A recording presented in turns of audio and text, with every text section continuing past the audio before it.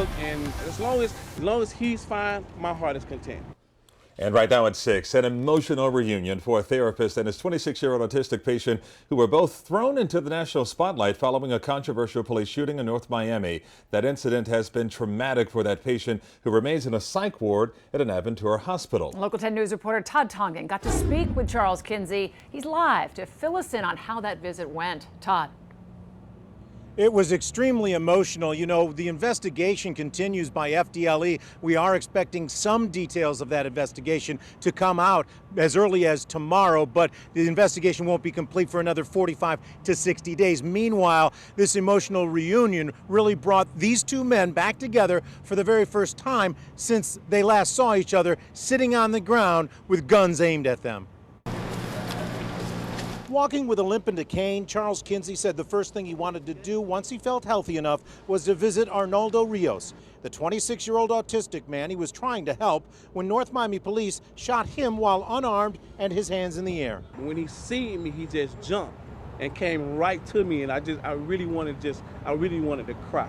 You know, it was a beautiful thing. Rios, who is autistic, has been traumatized by the shooting. After this incident, he went back to the street, and once he went back to the street, he started pounding the place in which Charles Kinsey was shot, and the blood, and saying, the blood, the police, I hate the police. 4-year SWAT veteran Jonathan Aletta shot Kinsey and then later, through the PBA, said he was aiming at Rios. Aletta's commanding officer, Emil Holland, has been suspended without pay for allegedly fabricating evidence in his report.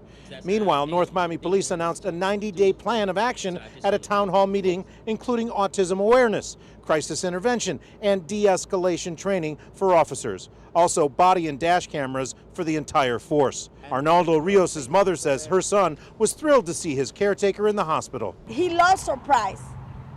And he said, oh, surprise! When he saw Charles, said, oh my God, Char! Oh, you have a cane. Yes, I have a cane now. Okay, are you okay? Yes, I'm okay now. Are you okay, Arnaldo? Yes, now I'm okay.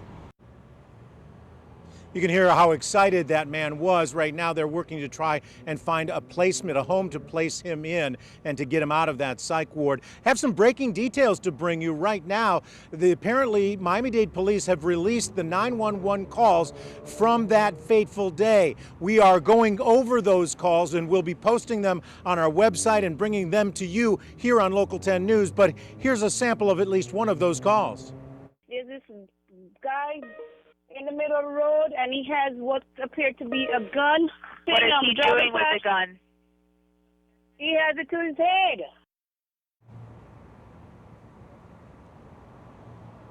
And as it turns out, that man did not have a gun. That autistic man was simply holding a toy truck. We are going to be posting those 911 calls on local10.com. Be sure to visit there and stay tuned to Local 10 News for more developments in this story. From Aventura, Todd Tongan, Local 10 News.